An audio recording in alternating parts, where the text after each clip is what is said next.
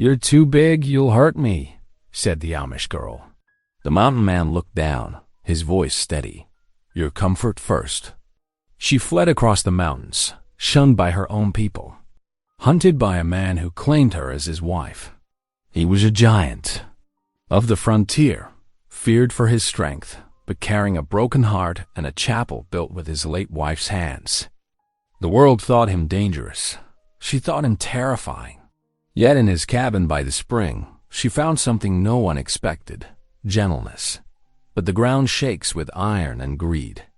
A railroad wants his land. A false husband wants her soul. And the law may stand with them both. Snow falls.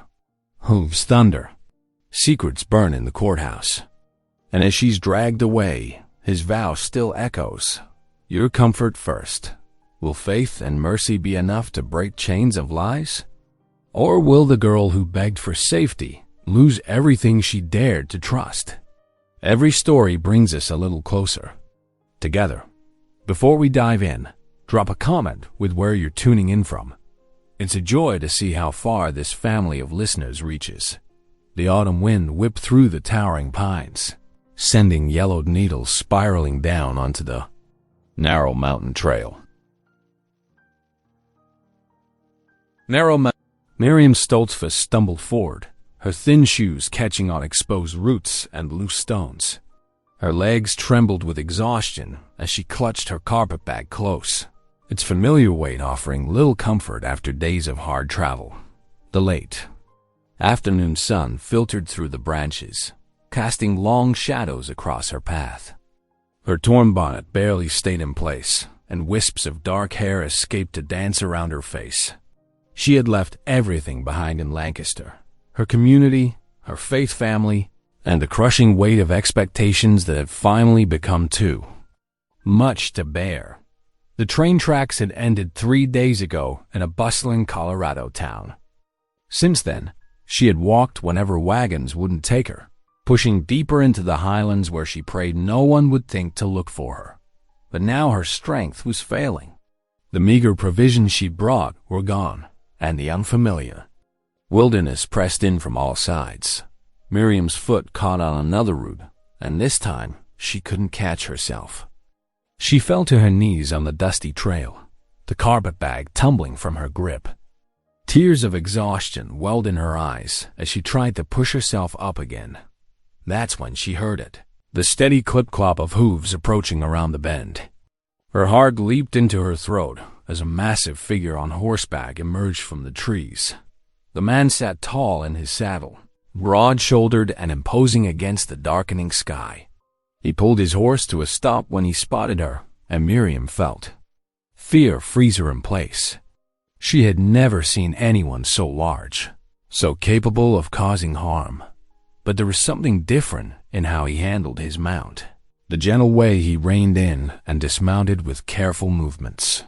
His boots crunched softly on the path as he approached, one hand extended in offering. "Miss?" His voice was low and steady, like distant thunder without the threat of storm. "You look like you could use some help." Miriam tried to scramble backward, her breath coming in short gasps. "You're too big." "You'll hurt me," she whispered, hating how her voice shook but unable to contain her terror. The stranger, Louis Holiday by name, though she didn't know it yet, stopped where he was. His hand remained extended, but he made no move to come closer. "Your comfort first," he said softly, as if speaking to a frightened deer. "I've got bread in my saddlebag, and there's water in my canteen. You can take what you need and be on your way, or I can offer you a ride in my wagon just up the trail. Your choice entirely." Something in his patient stance and gentle words began to ease the vice grip of fear around Miriam's heart. She studied him more carefully now. The worn but clean clothing, the quiet strength in his bearing, and most importantly, the respect in his eyes as he waited for her decision.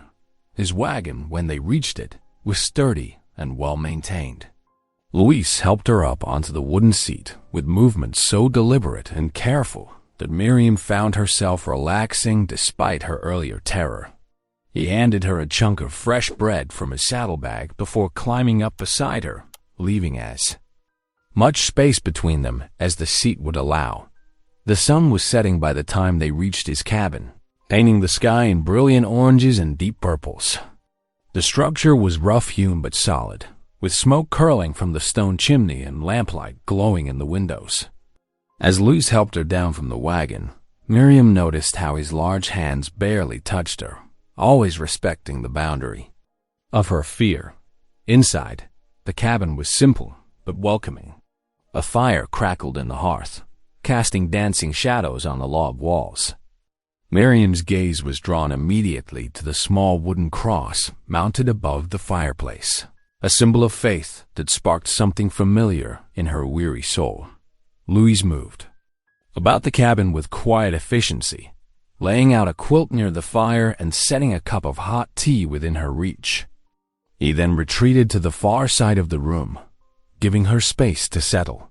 Wrapped in the soft quilt, warmed by the fire and tea, Miriam felt the last of her strength ebbing away. Her eyes grew heavy as she watched the flames dance. She was still, afraid. How could she not be, alone in a strange man's cabin? But there was something else too, something she hadn't felt since leaving Lancaster. Safe. Despite everything, she felt safe. As sleep began to claim her, Miriam's last conscious thought was of the wooden cross above the hearth, and how sometimes God's protection came in the most unexpected forms. The first rays of dawn crept through the cabin's small window, accompanied by the sizzling sound of bacon and the rich aroma of coffee. Miriam's eyes fluttered open, her body stiff from sleeping on the floor, despite the comfort of the quilt. For a moment, confusion clouded her mind before memories of the previous evening rushed back. Luis stood at the iron stove, his broad frame silhouetted against the morning light. His movements were precise and careful as he tended to the breakfast preparations.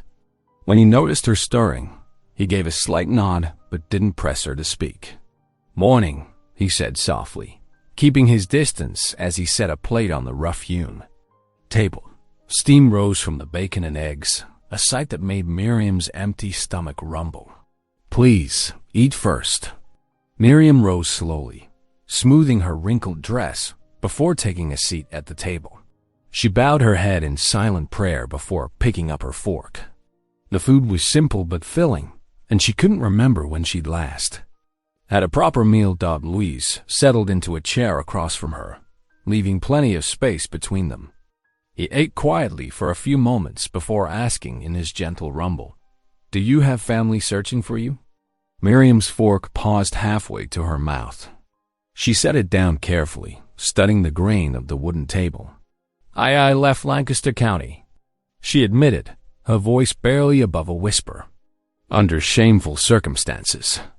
The words caught in her throat, memories of her brother-in-law's angry face flashing through her mind. But she couldn't bring herself to say more. Luis simply nodded, asking nothing further. After they finished eating, he cleared their plates and said, "I'd like to show you something, if you're willing. There's land here we're seeing." The morning air was crisp as they stepped outside. Luis led the way along a narrow path, matching his long stride to her shorter one. They walked in comfortable silence, the only sounds being birdsong and the crunch of their boots on fallen pine needles. After about 15 minutes, they crested a small rise, and Miriam caught her breath. Below them sat a small chapel, its weather boards silvered by sun and rain. A clear spring bubbled up nearby, its water catching the morning light. Though humble, the chapel had been built with obvious care, its proportions pleasing to the eye. "My wife and I built it," Luis said quietly, his voice carrying a weight of memory, "before she passed." He paused, then added, "Sarah was her name. She loved this place." Miriam's heart ached at the grief in his voice. They approached the chapel slowly, and Luis pulled open the heavy wooden door. Inside, simple benches lined both sides of the central aisle. Though empty, they showed signs of regular care. No dust gathered on their surfaces, and the floor had been recently swept. The silence felt holy, reminding Miriam of early mornings in her community's meeting house. Without thinking, she began to sing softly in German, an old hymn her grandmother had taught her. The words floated up to the rafters, filling the small space with remembered praise. Louise stood quietly by the door, listening. When her voice faded, he said, "Sometimes I come here to preach, though there's no congregation but myself." He ran a hand along one of the benches. "Sarah used to say God hears us anywhere, but somehow it's easier to listen for his voice here. They stayed in the chapel through the afternoon, sharing comfortable silence. As dusk approached, Louise built a fire in the small pot-bellied stove, its warmth pushing back the evening chill. Miriam knelt on the rough floorboards, her prayers flowing easier than they had in months. In this simple place, she felt something shift inside her. Here was a man who understood both strength and gentleness, whose faith lived not in rigid rules, but in quiet devotion. The wilderness that had seemed so threatening yesterday now felt like it might offer a sanctuary. That night, back in the cabin, Miriam slept more peacefully. The quilt wrapped around her shoulders seemed lighter somehow, and her dreams were filled, not with fear, but with the echo of hymns sung in a small chapel, where faith bloomed in the wilderness. 2 mornings after their visit to the chapel, Louise hitched his horses to the wagon while Miriam wrapped her shawl tighter against the morning chill. The mountain air bit sharp and clean as they set out, wagon wheels creaking over the uneven ground. Pine trees lined the rough trail, their branches heavy with patches of lingering snow that glittered in the early light. "Town's about an hour away," Louise explained, keeping the horses at a steady pace. "Need to stock up on supplies before winter sets in proper."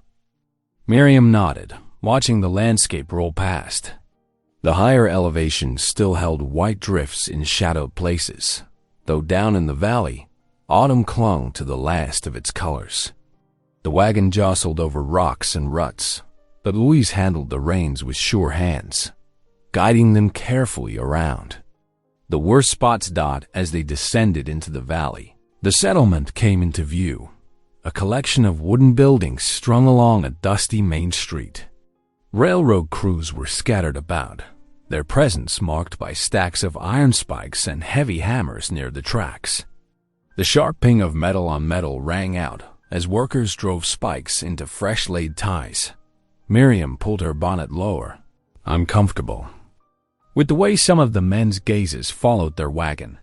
She noticed Luce's jaw tighten slightly, though his expression remained calm as he guided the horses to a hitching post outside the general store. "Stay close," he said quietly, helping her down from the wagon. Inside the store, the shopkeepers' bell tinkled above their heads. Shelves lined the walls, stocked with everything from penny candy to plow parts. Louise touched the brim of his hat to the storekeeper. "Morning, Mr. Collins." "Louise," the older man nodded back. "What can I get for you today?" "Need some flour," Louise replied.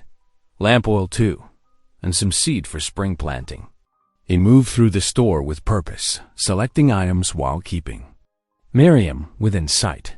The storekeeper was wrapping their purchases in brown paper when the door burst open. A well-dressed man strode in, his boots leaving muddy prints on the wooden floor. His watch chain glinted as he spotted Louise. "Halle," the man called out, his voice carrying the sharp edge of authority. "Just the man I wanted to see." Louise turned. Slowly, "Mr. Briggs, our surveyors have been through your property," Briggs announced, not bothering with pleasantries. "That spring of yours railroad needs it for the steam engines.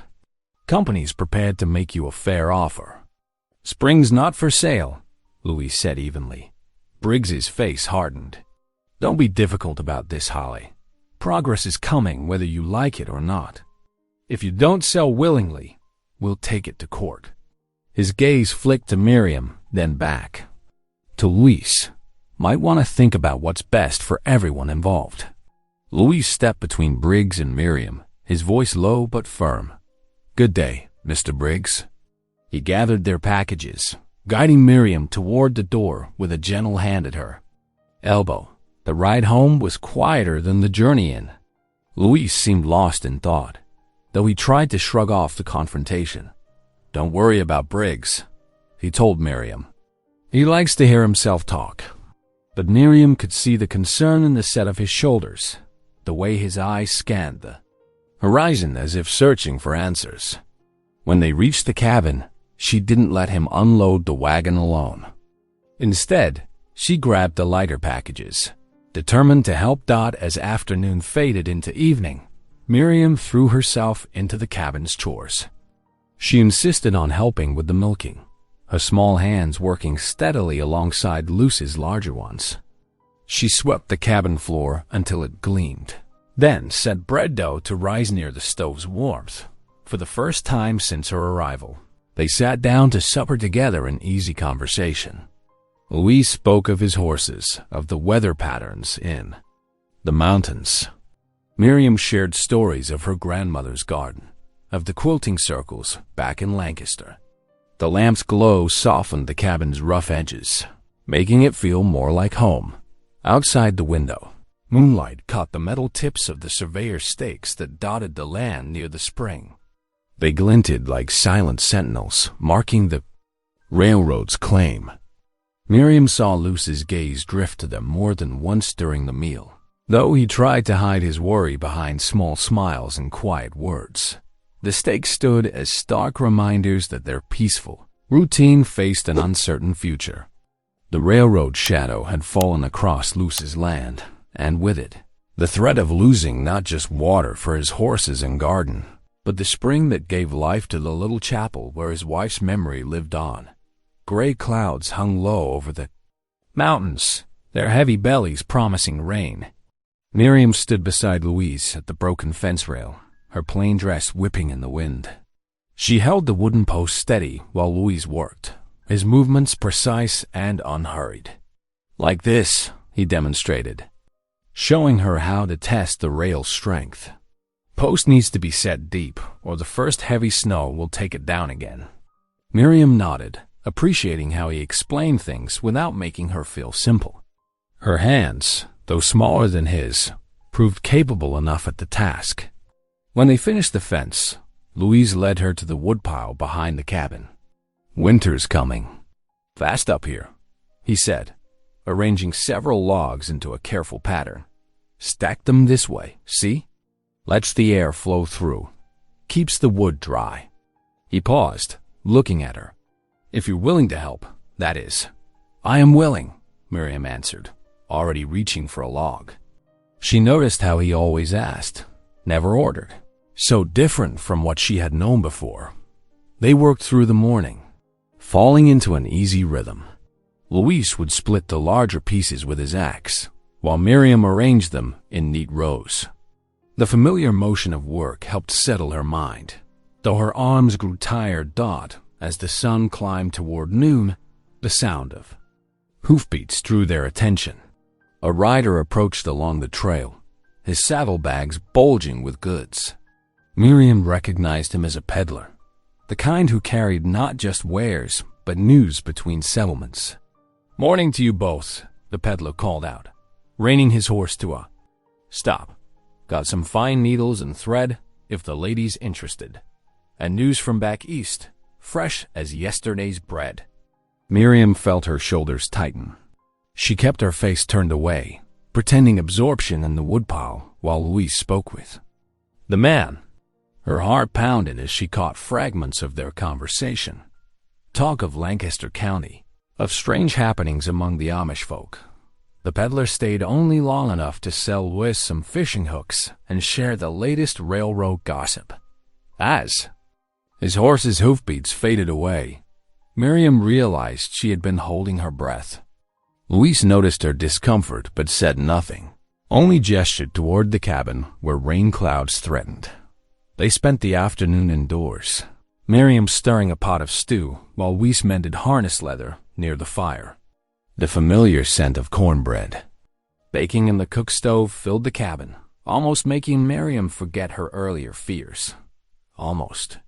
The knock came just as they sat down to supper. 3 sharp raps echoed through the cabin, making the tin plates rattle. Luis rose slowly from his chair, one hand motioning for Miriam to stay seated. But when he opened the door, Miriam's worst fear stood on the threshold. Jedediah Stoltzfus filled the doorframe, his broad frame casting a long shadow across the cabin floor. His beard was wind-whipped, his eyes hard as Pennsylvania flint. In his hand, he clutched a sheaf of papers. "So this is where you have hidden yourself, Miriam," he said, his voice carrying the weight of false authority. "Ashamed to find you living in sin with this stranger." Miriam's hands gripped the edge of the table, her knuckles white. Luis remained by the door, his stance casual but ready. Jedediah thrust the papers forward. "I have here proper marriage documents, signed by the elders themselves. You are my lawful wife, Miriam, and you will return with me to Lancaster."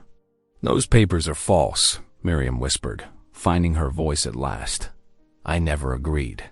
"The law says different," Jedediah cut her off. "And I mean to have what's mine." Luis moved then, positioning himself between Jedediah and Miriam. His voice came soft but carried the strength of mountain granite. "The lady is under my protection. She stays if she wishes to stay." "You have no right," Jedediah snarled. "She belongs with her own kind." "She belongs where she chooses," Luis replied evenly. Jedediah's face darkened. "I'll be back with the sheriff. We'll see what the law has to say about you harboring another man's wife." He turned on his heel, boots heavy on the porch steps. After the door closed, Miriam began to shake. Luis pulled his chair closer but did not touch her, giving her space to find her words. "I should have told you everything," she began, her voice trembling. "After my husband, Jedediah's brother, died, the elders said I must marry Jedediah to keep the farm. But he is a cruel man who twists scripture to his purpose. I could not. I would not." "You don't need to explain," Luis said quietly. "Your comfort comes first. Remember? We'll face whatever comes together." Miriam looked up at him through tears, seeing in his steady gaze the same gentle strength that had first given her courage to trust. Outside, the clouds finally broke, sending rain pattering against the cabin roof like distant hoofbeats.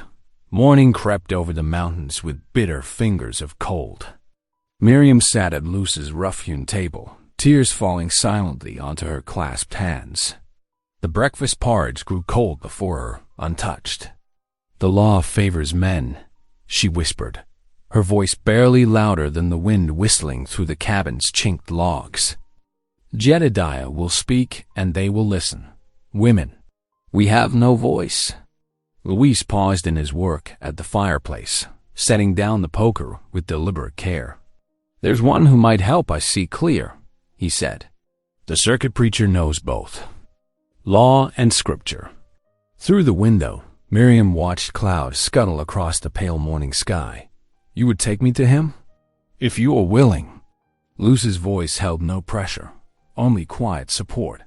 Miriam nodded, gathering her shawl close. Within the hour, Luis had saddled his horse and helped her mount behind him. The trail to town wound through stands of aspen, their leaves rattling like paper in the chill breeze. They found Reverend Thompson in his small study behind the town's only church. Books lined the walls, their leather spines cracked with use. The preacher's weathered face creased with concern as he listened to their story. "These are serious matters," he said, pulling a thick law book from his shelf. "False marriage documents? That's more than just a family quarrel." He thumbed through the pages, pausing to adjust his spectacles. "We'll need to prepare careful testimony. Luis, bring your land claim papers. Showing your stewardship of the spring might help establish your right to offer sanctuary." Miriam sat very still in her straight-backed chair, hands folded in her lap. "Must I speak before the court?" "Her," Voice quavered. I don't know if I can face them all. The preacher's eyes softened. Sometimes the Lord asks us to be braver than we think possible, child. But you won't stand alone. As they rode home, the afternoon sun cast long shadows across the trail. Louise guided them on a detour to the spring, helping Miriam down from the horse. The water bubbled up clear and sweet from the earth, gathering in a small pool before flowing away down the mountainside. This isn't just my spring, Louise said, kneeling to cup the water in his hands. Travelers stop here. Cattle drives water their herds. Even the railroad men, for all their threatening, depend on it. He let the water slip through his fingers. The Lord provides this water freely. How can I do less? Back at the cabin, Miriam found scraps of paper and began copying verses that spoke to her heart. Be strong and of good courage, she wrote in careful letters. Fear not, nor be afraid of them. Her pencil moved steadily across the paper as darkness gathered outside. The evening fire had burned low when she heard Luce's voice, soft but clear in prayer. Lord, give us wisdom for what's coming. Shield this gentle soul who's trusted me with her safety. Show us your path through this valley. Miriam lay in her bed, wrapped in the familiar quilt, listening to the steady cadence of his words. They flowed over her like the spring water, clean and strengthening. Her own prayer rose in response, barely a whisper against the fabric. Lord, if you sent me here, do not let me be dragged back to chains. Through her half-closed eyes, she could see Luce's outline by the fire. He sat in his wooden chair, Bible open on his knee, keeping watch. The flames painted shadows on the wall behind him, but rather than frightening her as they once might have, they seemed to form wings, as if angels stood guard with him. Miriam felt her breathing slow, her fears gradually loosening their grip. The sound of Louise turning pages, the crackle of the fire, the distant cry of a night bird, all merged into a lullaby of safety. Her last conscious thought was of how strange God's ways could be, leading her from one place of worship to another. So different, yet somehow more free. Louise remained by the fire, watchful but at peace, knowing that the trials ahead would test them both. But for now, his charge slept soundly, and that was enough for this night. The wagon wheels creaked over frozen ruts as Louise and Miriam made their way into town the next morning. Frost sparkled on the wagon seat between them. Neither spoke much. The weight of the coming confrontation pressed heavily on their hearts. Main Street looked different today. Townsfolk clustered in small groups outside the general store, their conversations dropping to whispers as the wagon passed. Some nodded politely to Louise, while others turned away. A few women watched Miriam with clear sympathy in their eyes. They're all staring, Miriam murmured, pulling her bonnet lower. Let them, Louise replied quietly. We have nothing to hide. The courthouse stood at the end of the street, a two-story building of red brick that seemed to loom larger with each step closer. Louise helped Miriam down from the wagon, his strong hand steady and reassuring. As they climbed the wooden steps, the boards groaning beneath their feet, Miriam's fingers clutched her Bible tightly. Inside, the courtroom smelled of dust and old wood polish. Morning light filtered through tall windows, catching motes in its beams. The judge, a gray-haired man named Harrison, sat behind his massive desk, reading through papers with wire-rimmed spectacles perched on his nose. They weren't alone. The railroad foreman, Mr. Briggs, stood near the front with his lawyer, both men in crisp suits that spoke of city money. And there, by the door, stood Jedediah Stoltzfus, his severe black coat and hat marking him as plainly Amish. His eyes burned with righteous anger when they fell on Miriam. Judge Harrison called the hearing to order with 3 sharp raps of his gavel. We're here to address 2 matters, he announced. The railroad's petition regarding water rights to Hale Spring, and Mr. Stoltzfus's claim concerning his sister-in-law. The railroad's lawyer spoke first, unfolding maps across the judge's desk. Your Honor, the Denver and Rio Grande requires this water source for steam locomotive operation. Mr. Hale Spring lies directly on our surveyed route. Progress demands. Progress? Luis interrupted quietly. Or profit? The judge raised his hand for silence, studying the maps with careful attention. Then Jedediah stepped forward, his boots echoing on the floorboards. I have here, he declared, voice harsh with certainty, marriage papers showing my right to claim Miriam as my wife. He slapped the documents onto the judge's desk. She has abandoned her proper place, living in sin with this ... He cast a dark look at Luis. This outsider. Miriam's face flushed red with shame, but she held her head high. Around the courtroom, several townspeople who had gathered to watch shook their heads at Jedediah's cruel words. Luis rose slowly to his full height, his manner calm but resolute. From his coat, he withdrew his own papers, land grants, water rights, and testimonials from neighboring ranchers who depended on the spring. Your Honor, he said, laying them carefully before the judge, I've worked this land for 15 years. That spring serves not just me, but every ranch for 10 miles around. He paused, choosing his words with care.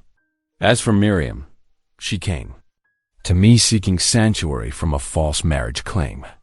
I've given her shelter, nothing more. Judge Harrison spent long minutes examining all the documents. The only sound in the courtroom, the ticking of the wall clock and the shuffle of paper. Finally, he looked up over his spectacles. These are serious matters requiring careful consideration, he announced. I'll set a formal hearing for next month, when the circuit court is in session. Until then, all claims remain as they stand. His gavel fell with finality as they filed out of the courthouse. Miriam heard whispers from the townsfolk who had witnessed the proceedings. Did you see how that Amish fellow spoke to her? Like she was cattle. Hale's a good man. Never known him to lie. The cold air hit them like a wall as they stepped outside. Miriam began to shake, the strain of the morning finally overwhelming her. Without a word, Luis removed his heavy coat and draped it over her shoulders. Your comfort first, he reminded her softly. The ride home was silent, each lost in their own thoughts as the wagon rocked beneath them. Snow began to fall, first as scattered flakes that melted on impact, then in earnest, whitening the path before them. That evening, they sat at Luce's table sharing a simple meal of beans and cornbread. Neither had much appetite. The snow continued to fall outside the window, and the wind had picked up, whistling through the cabin's eaves. Winter was coming to the highlands, bringing with it new challenges neither had anticipated when Miriam first stumbled onto Luce's land. They ate without speaking, but the silence between them wasn't empty. It was filled with shared concern growing, trust, and the knowledge that whatever came next, they would face it together. The snow fell heavier each day, transforming the Colorado highlands into a world of white. Morning chores took longer now, with paths needing to be cleared and animals requiring extra care against the cold. Yet Miriam found herself settling into the rhythm of this new life, her hands growing stronger with each task. One crisp morning, Luis led her to the woodpile behind the cabin. Time you learn to use a saw, he said, picking up the long-toothed implement. Winter's coming fast, and we will need more firewood.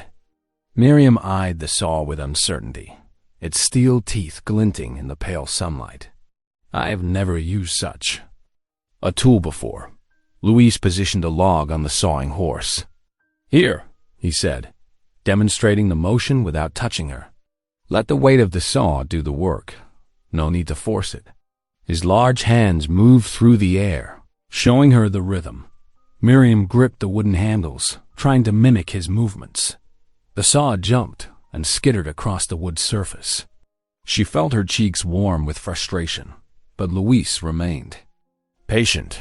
Steady now, he coached from a respectful distance. Like this. He made the motion again, and this time Miriam found the right angle. The saw bit into the wood with a satisfying rasp dot. As she worked, Miriam realized something had changed. Luce's towering presence no longer made her flinch. His size, once so frightening, now felt like a shelter rather than a threat. The thought made her pause mid-stroke, wondering at how much had shifted in such a short time. Later that afternoon, they turned their attention to the chapel's roof. Several shingles had worked loose in recent storms, leaving gaps where snow could seep in. Louise steadied the ladder while Miriam climbed up, carrying a handful of wooden shingles and nails. "Mind your step," he called up. "The wood might be slick." Miriam worked carefully, hammering each shingle into place. A sudden gust of wind caught her bonnet, lifting it clean off her head. The white cap sailed through the air like a wayward dove. "Oh!" she exclaimed, reaching futilely after it. Luce's deep chuckle rolled up from below, and to her surprise, Miriam found herself laughing too. Her hair, usually hidden, tumbled free in the wind. For once, she did not feel shame at being uncovered, only the simple joy of shared amusement. When dusk approached, they lit candles inside the small chapel. Their flames cast dancing shadows on the rough-hewn walls as Louis opened his Bible to the Psalms. His voice, usually so quiet, filled the space with ancient words of comfort and praise. Miriam joined in when he reached familiar verses, their voices twining together in the growing darkness. But their peace was short-lived. 3 days later, hoofbeats announced unwelcome visitors. The railroad foreman, Mr. Briggs, rode up with 2 other men, their horses' breath steaming in the cold air. "Thought more about our offer, Halle?" Briggs called out, not bothering to dismount. "Railroad's willing to pay fair price for that spring." Louis stood on his porch, shoulders straight. "My answer has not changed. Be reasonable, man." Briggs pulled an envelope from his coat. "There is $500 here, more than fair for a bit of water." "That spring serves the whole valley," Louis replied evenly. "Not for sale at any price." Miriam watched from inside the cabin window as the men's faces darkened. They exchanged low words she could not hear, but their threatening tone carried clearly enough. Finally, they wheeled their horses around and rode off, leaving behind only hoofprints in the snow and an unspoken warning. That evening, Miriam moved about the cabin's small kitchen, preparing their supper of bean soup and fresh bread. Steam rose from the pot as she stirred, carrying the smell of herbs she had dried last week. Louis sat at the table, whittling a new handle for one of their tools. "I am no longer afraid," she said suddenly, breaking the comfortable silence. Louis looked up, his knife pausing mid-stroke. "When I first saw you," Miriam continued softly, "your size terrified me. I thought surely such a big man must be dangerous." She smiled slightly, stirring the soup. "Now I know better. You are like this cabin. Strong walls outside, but warm. Hearth within." Louis set down his knife, clearly moved by her words. "You will not be forced again," he promised quietly. "Not by your brother-in-law, not by anyone." Miriam ladled soup into their bowls, feeling the truth of it settle in her heart. This place had become more than shelter. It was home. Outside, snow continued to fall, and somewhere in the gathering dark, danger lurked. But here, in the warm circle of lamplight, she had found something she thought lost forever: peace. Winter's icy grip tightened around the highlands, transforming the landscape into a stark canvas of white and gray. Inside the cabin, Miriam stood at the wood stove, carefully measuring their dwindling supply of beans into the pot. She had learned to make every morsel count, stretching their stores with the wisdom of frontier cooking. The dried beans clicked softly as they fell into the iron pot. Miriam added a small piece of salt pork, letting its flavor seep through the whole meal. Her fingers, once soft from indoor Amish work, had grown nimble at these new tasks. She worked quickly in the fading daylight, saving their precious lamp oil for essential tasks. "Supper will be ready soon," she called to Lois, who was bringing in more firewood. The cabin smelled of fresh biscuits, a recipe she had perfected through careful practice. The dough had been kneaded thin, making their flour last longer without sacrificing the comfort of fresh bread. Louis stamped snow from his boots before entering. "Much obliged," he said, setting the wood beside the stove. His shirt, she noticed, had a tear along one sleeve. Later that evening, after the dishes were cleaned and put away, Miriam sat in the circle of lamplight with Luce's worn shirt in her lap. Her needle flashed in the golden light as she made tiny, careful stitches. "You need not mend my clothes," Louis said from his chair by the fire. "I want to help," Miriam replied softly. "You have given me so much." Her fingers moved steadily, repairing the torn fabric with practiced ease. The quiet evening was shattered by heavy pounding on the cabin door. Louis rose quickly, positioning himself between Miriam and the entrance. The door shook again under angry fists. "Miriam!" Jedediah's voice rang out, slurred with drink. "Come out here now." Miriam's needle clattered to the floor. She pressed herself against the back wall, heart hammering in her chest. Louis moved to the door, one hand resting on his rifle. "Leave, Stoltzfus," Louis called out, his voice firm but controlled. "You are not welcome here. She's my wife by right." Jedediah shouted. "The law says so. Open this door or I'll break it down." Luce's hand tightened on his rifle, but he did not raise it. "There will be no violence here," he said calmly. "Go home and sober up." Through gaps in the window curtain, Miriam could see her brother-in-law swaying in the moonlight, his face twisted. With rage, Louis stood steady, a mountain of calm against Jedediah's storm. "I'll be back with the sheriff," Jedediah spat. "You'll see what the law has to say about harboring another man's wife."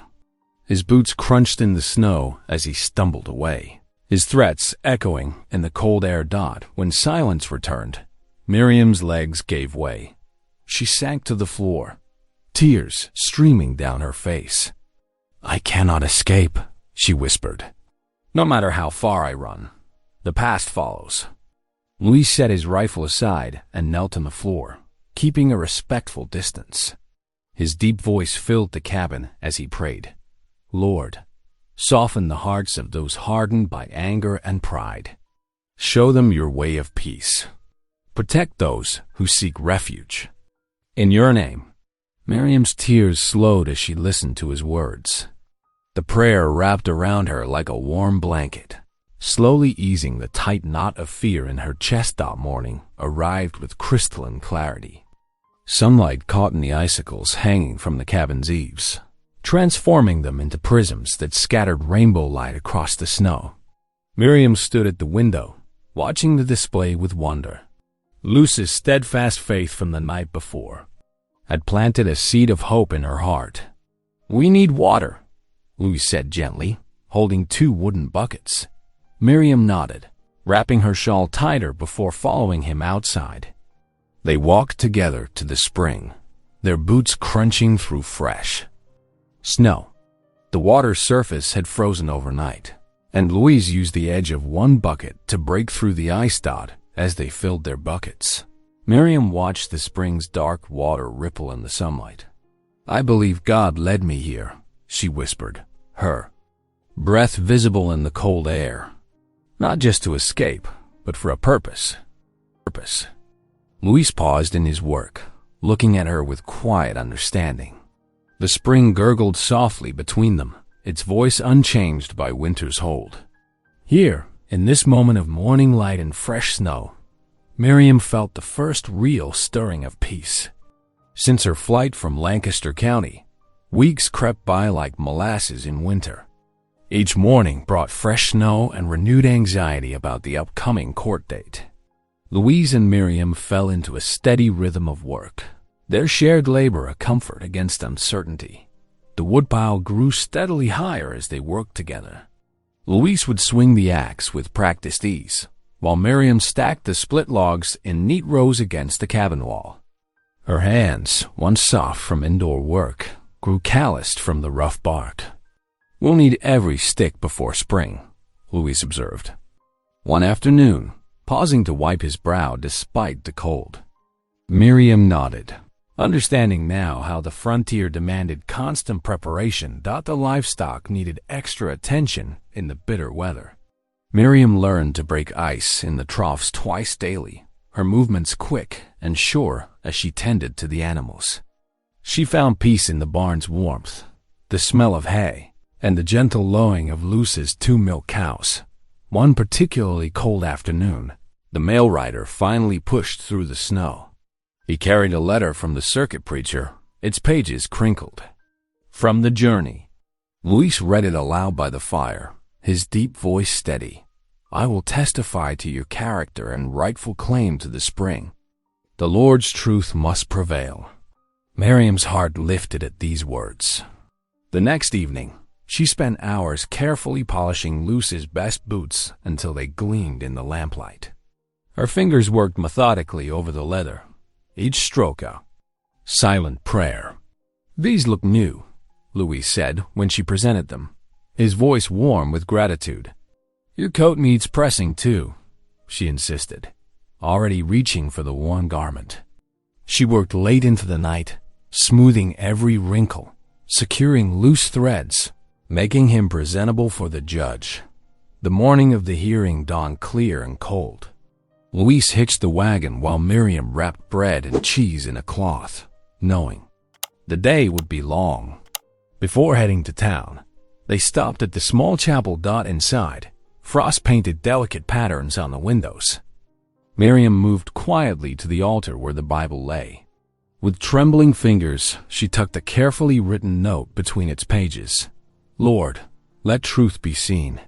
The words, though simple, carried all her hopes. The courthouse was packed when they arrived. Townsfolk pressed together on the hard wooden benches, their breath visible in the chilly air.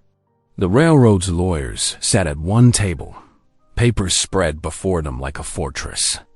Lise took his place at the other table, his newly polished boots gleaming. The judge, gray-haired and stern-faced, called the room to order. Hours passed as both sides presented their cases. Luis spoke clearly about his land claim, his voice never wavering. When he described how the spring served not just his needs, but those of passing travelers, several heads nodded in agreement. Finally, the judge cleared his throat. "Having reviewed the filings, I find Mr. Hale's claim to be properly recorded, and his stewardship of the spring exemplary." He paused, adjusting his spectacles. "I hereby uphold his right to the property, pending final review." A wave of relief swept through the crowd. Several farmers clapped Louise on the shoulder as they filed out. Miriam stood quietly by the door, her heart too full for words. The winter sun was setting as they loaded the wagon for the journey home. Luis helped Miriam onto the seat, then paused, his hand lingering on hers. "There's something I need to ask," he said softly.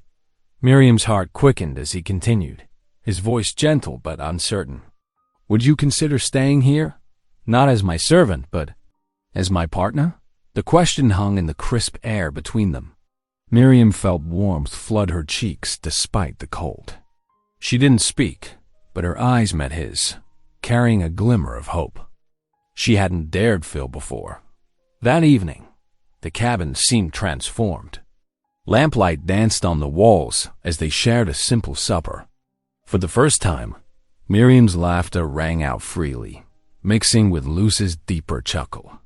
The sound seemed to chase the shadows from every corner as they cleared the dishes. Luis grew serious again. "Today was a victory," he said, stacking plates carefully. "But the railroad won't give up easily. The fight isn't over." Miriam nodded, understanding the weight of his words. Yet somehow, the warning didn't carry the same fear it once would have. Together, they had faced the court and won. Together, they could face whatever came next. The Sunday morning dawned bright but bitter. Cold. Miriam rose early, mixing cornmeal and buttermilk in the cabin's kitchen. Her hands moved with practiced grace, shaping the golden batter into small loaves. The familiar motions brought comfort, reminding her of communal meals back in Lancaster. Inside, the chapel, winter sunlight streamed through frosted windows. Miriam arranged the fresh cornbread on a wooden platter, watching as people filed in from the surrounding homesteads. Widow Jensen came first with her 3 small children, their cheeks red from the cold. Then the Petersons and old Mr. Murphy, leaning on his cane. The simple wooden walls seemed to glow as voices lifted in song. Miriam passed out pieces of cornbread, smiling as the children reached eagerly for the warm bread. For the first time since leaving Pennsylvania, she felt truly part of something again. These weren't just neighbors anymore. They were family. "Bless you, child," Widow Jensen whispered, accepting a piece. Her weathered face creased with motherly warmth. Louise stood near the altar, leading the congregation in amazing grace. His deep voice carried the melody while Miriam harmonized softly, her heart full. The morning felt perfect, almost too perfect to last. The hymn hadn't finished when heavy boots sounded on the chapel steps. Sheriff Dalton entered first, removing his hat with obvious discomfort. Behind him came Jedediah Stoltzfus, his face hard as granite. In his hand he clutched a stack of papers, wrinkled but official-looking. The singing died away. Children huddled closer to their mothers. Miriam's hands began to tremble as she set down the cornbread platter. "Miss Stoltzfus," the sheriff said, his voice rough with reluctance. "The judge has reviewed these marriage documents. By law, you're bound to return east with your husband." "They're lies," Louis said quietly, but his hands gripped the nearest pew until his knuckles showed white. "Those papers are forged." Jedediah's lip curled. "The judge disagrees. The law is the law." The chapel fell so silent Miriam could hear the wind keening through the eaves. She looked at Louis, saw the struggle in his eyes. His right hand had drifted toward his belt, where she knew he carried a knife. The tension in the room crackled like lightning about to strike.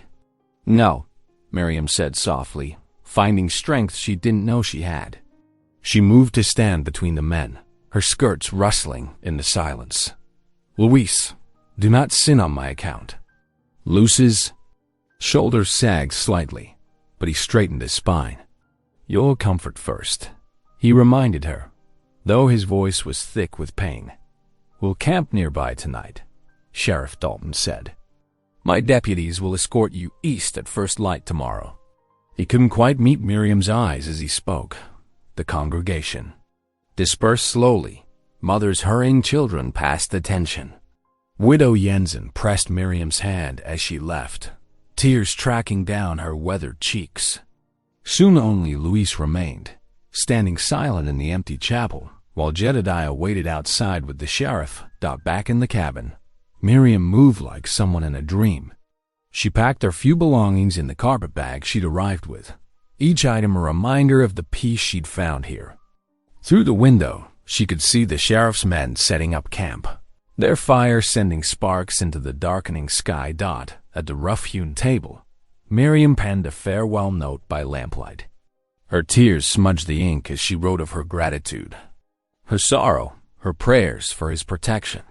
When finished, she slipped it carefully beneath Luz's Bible, where he would find it tomorrow. Louis sat by the hearth all evening, feeding small sticks into the fire. His jaw remained clenched tight, but his lips moved in constant prayer.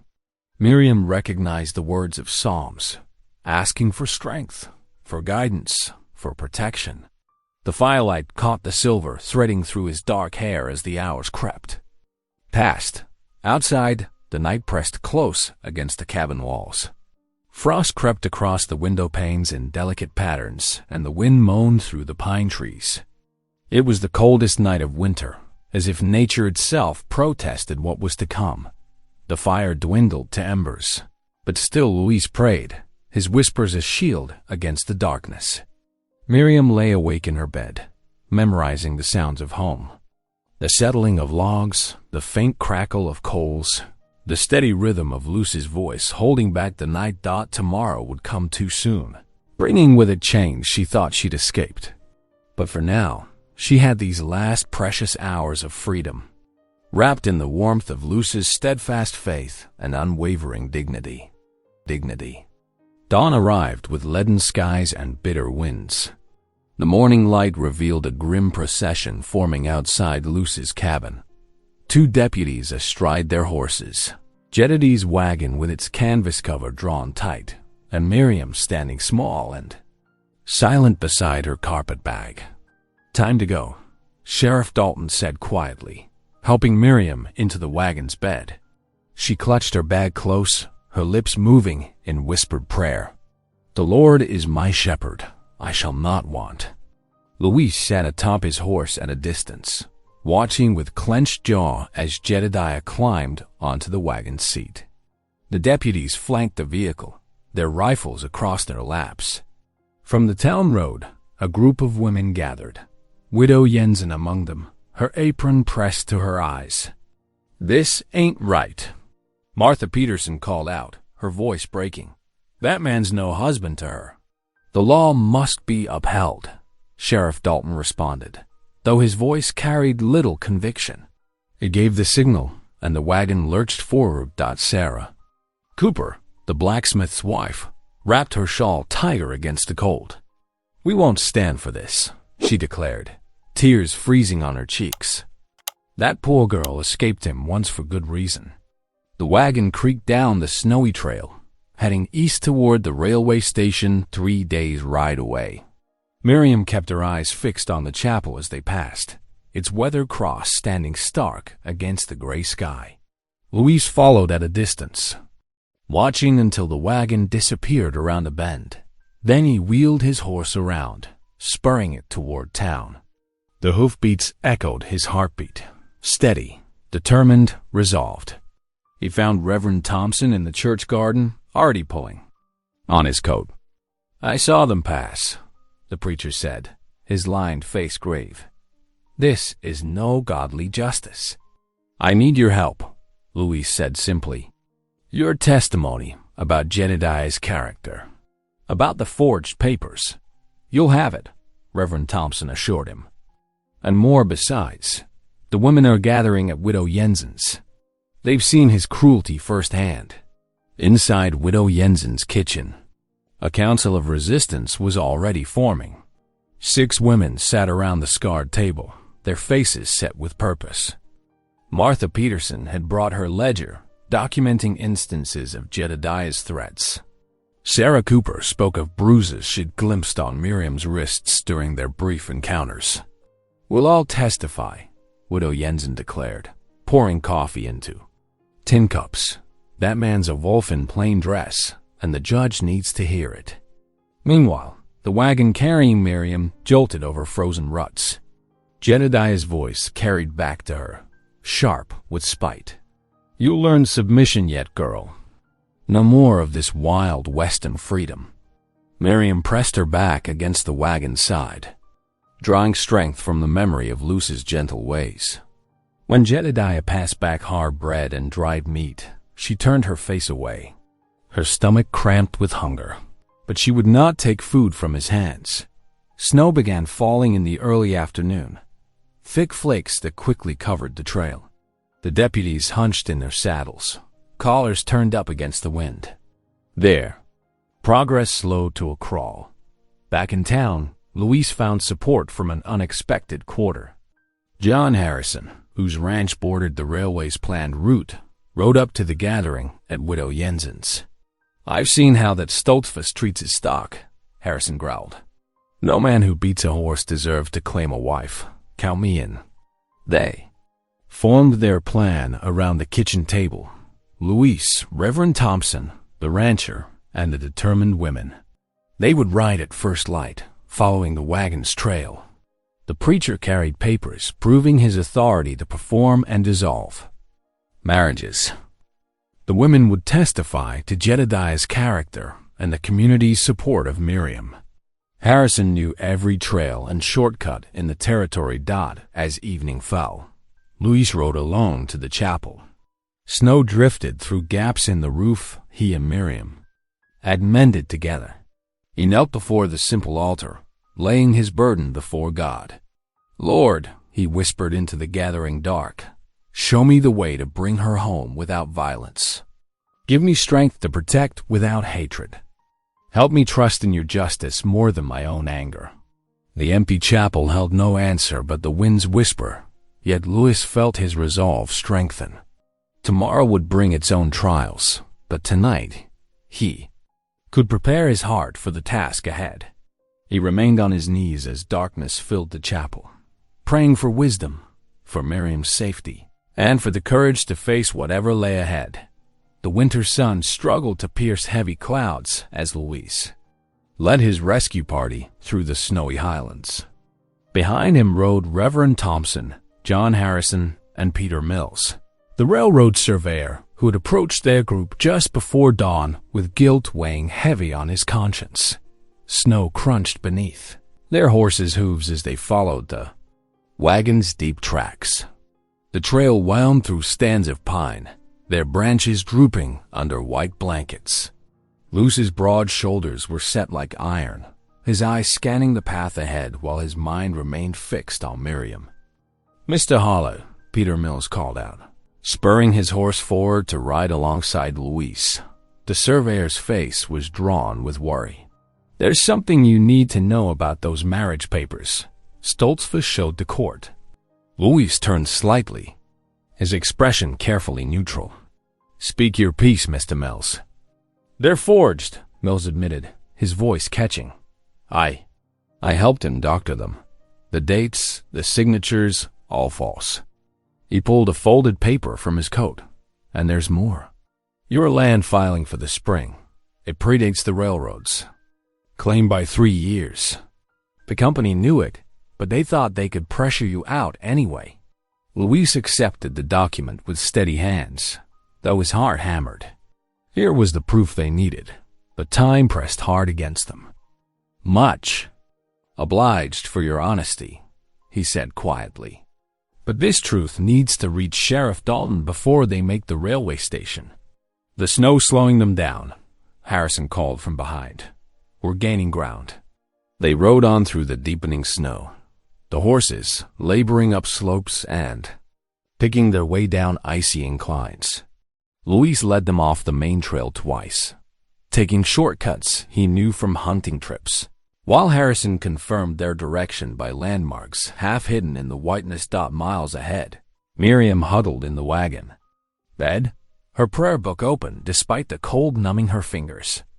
"The Lord is my rock and my fortress and my deliverer," she whispered, her breath forming clouds in the frigid air. The wagon lurched suddenly, then tilted. Jedediah cursed from the driver's seat as the wheels sank deep into a snowdrift. The deputies dismounted, their boots disappearing past their ankles in the white powder. "Put your backs into it?" Jedediah snarled as the men strained to free the trapped wheels. But their efforts only seemed to sink the wagon deeper. The horses stamped nervously, their flanks steaming in the cold air. Sheriff Dalton squinted at the darkening sky. "We'll lose the light soon," he warned. "Might have to make camp." Miriam pressed her hands together beneath her blanket, continuing her silent prayers. The cold bit through her clothes, but her spirit remained warm with hope. Something in her heart told her that Louise would find a way to help her, not through force, but through faith and righteous means. As dusk approached, Luce's party crested a rise overlooking a long valley. Fresh wagon tracks cut through the snow below, no more than 2 hours old. The rescue party had been gaining ground all day, taking advantage of their lighter weight and better knowledge of the territory. "Look there," Harrison pointed to a dark shape ahead. "Wagons stuck in that deep drift by the creek bed." Luis raised a hand, signaling the others to hold position. His massive frame was silhouetted against the dimming sky, but his voice remained soft and controlled. We approached careful-like. No sudden moves to spook them. He touched the document in his coat pocket, Mills's proof of the forgery and the true land claim. Here was the key to freeing Miriam through the law's proper channels, not through force. Despite the anger burning in his chest at Jedediah's cruelty, Louis held to his principles. "Her comfort first, Lord," he whispered into the gathering darkness. "Her comfort first." They moved forward slowly, the horses' hooves muffled by the deep snow. Louis kept his hands visible and away from his rifle, showing peaceful intent. Behind him, Reverend Thompson clutched his Bible, while Harrison and Mills carried their own copies of the evidence that would expose Jedediah's lies. The deputies' horses nickered a warning to their trapped companions. Through the swirling snow, Louis could make out Miriam's small figure in the wagon bed, and his heart ached to see her huddled against the cold. But he held himself in check, knowing that justice would serve her better than rash action. The moment had come to reveal the truth and set things right, not through violence, but through the power of light overcoming darkness. Louis straightened in his saddle, his voice carrying clearly through the winter air as they closed the final distance to the stranded wagon. The storm descended with sudden fury, turning the late afternoon into a battle against nature's might. Sleet pelted the stranded wagon like tiny arrows while thunder rolled across the darkening sky. The swollen creek before them churned angrily, its waters rising with each passing minute. "We can't cross that," Deputy Wilson shouted over the howling wind. "Current's too strong." "We ain't camping here neither," Jedediah snarled, his face twisted with frustration. "That girl goes back east, storm or no storm." Sheriff Dalton pulled, his coat tighter, squinting through the sheets of icy rain. "Wilson's right. Creek's too dangerous. We'll have to wait it out."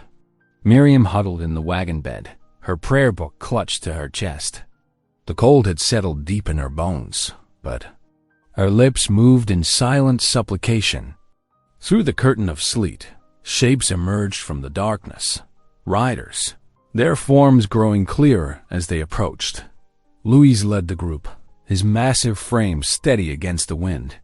Behind him came Reverend Thompson, Harrison, and Peter Mills, all leaning into the storm. They drew up to the wagon, their horses' hooves splashing in the gathering mud. Jedediah reached for his pistol. "Stay back," but Louis paid him no mind. His eyes found Miriam, and he dismounted with deliberate grace. Snow and ice clung to his broad shoulders as he strode forward, radiating calm authority. The deputies, seeing his peaceful approach, held their ground uncertainly. "Mr. Hall," Sheriff Dalton acknowledged, water streaming from his hat brim. "This is a legal matter. Best ride on home." Peter Mills urged his horse forward, fumbling in his coat with cold fingers. "Sheriff, you need to see this." He extended the documents, protected inside an oilskin wrapper. "Stoltzfus's marriage papers. They're forged. I helped him do it. God forgive me. And there's more about the land claim." While the sheriff examined the papers under the sputtering light of a storm lantern, Louis reached the wagon. Without a word, he stretched up his arms. To Miriam, she didn't hesitate. Her small hands found his shoulders, and he lifted her down as gently as handling a bird, immediately wrapping her in his heavy cloak. "You're safe now," he murmured, his voice barely audible above the storm. "Your comfort first." Miriam pressed, her face against his chest, finally allowing her tears to flow. Behind them, Sheriff Dalton's voice cut through the wind. "These papers prove fraud, Stoltzfus. You're under arrest." He turned to Miriam. "Ma'am, you're free to go where you choose." 2. Deputies moved to take Jedediah into custody. His curses were lost in a crack of thunder as they secured his hands. "Let's get you home," Louis said softly to Miriam. He helped her onto his horse, then mounted behind her. Harrison passed him a lantern, its flame dancing against the darkness. The storm raged on as their party turned toward home. Miriam leaned back against Luz's steady warmth, sheltered by his cloak and presence. Though sleet stung their faces and wind howled through the pines, they rode on together. The lantern's glow carved a path through the night, like faith lighting the way through. Darkness. Spring arrived like a gentle awakening, melting winter's grip from the Colorado highlands. Tender grass pushed through thawing earth, and morning frost gave way to dew-kissed meadows. Outside the small chapel, wild roses unfurled their first pink blooms, their fragrance mingling with fresh pine air. Miriam moved among the chapel grounds, each morning, tending the awakening garden with sure hands that had grown strong through winter's trials. Her fingers, once uncertain on frontier tools, now worked the soil with practiced grace. She had planted the roses herself. Carrying hope in each root, she set into the warming ground. On a bright May morning, townspeople gathered at the spring, their wagons and horses creating a cheerful circle around the chapel. Children darted between adults, their laughter rising clear as birdsong. Even the rail workers stood respectfully, their usual dust and grime scrubbed away for the occasion. Louise had spent days preparing the spring, building a proper wellhead and setting smooth stones around its edge. A wooden sign declared it open to all who thirsted, a gift to the community from the Hawley homestead. The water caught morning light, sparkling like liquid silver. Reverend Thompson stood before the assembled crowd, his Bible open in weathered hands. "Today we celebrate not just the dedication of this spring," he announced, his voice carrying across the gathering, "but the union of two souls who have shown us the meaning of faith and perseverance." Miriam stepped forward in a simple dress of cream-colored cotton, wildflowers woven into her hair. Her eyes shone clear and steady as she looked up at Louise. Gone was the trembling fear that had marked their first meeting. In its place bloomed a deep trust, earned through countless acts of gentle protection. Louise stood tall beside her, but his imposing frame now brought comfort rather than fear. His usually reserved face softened with joy as Reverend Thompson began the marriage ceremony. When the time came to join hands, Miriam placed her small one in Luce's large palm without hesitation. "I trust you with all that I am," she declared, her voice carrying clearly to all gathered. "You've shown me that strength can serve love." Widow Morrison led the assembly in hymns that echoed off the mountainsides. Even the rail workers joined in, their rough voices adding depth to the melody. Children scattered flower petals along the spring's edge, and the townswomen laid out a feast on long tables. As evening painted the sky in soft gold, Louise and Miriam stood together by the spring. The water's gentle music played beneath their quiet words. "I remember when I first saw you," Miriam said softly, touching his arm. "I feared you would hurt me, but you've only given me peace." Louise gathered her hands in his touch as careful as ever. "Your comfort will always come first," he promised. Behind them, roses climbed the chapel door in graceful arcs, their blooms catching the last light. They stood as living testimony that love could heal what the world had broken, that gentleness could overcome fear, and that faith could build bridges between the most unlikely hearts. If this story made you pause, reflect, or even smile, don't forget to subscribe. I post daily, and the next story might be exactly what you need to hear.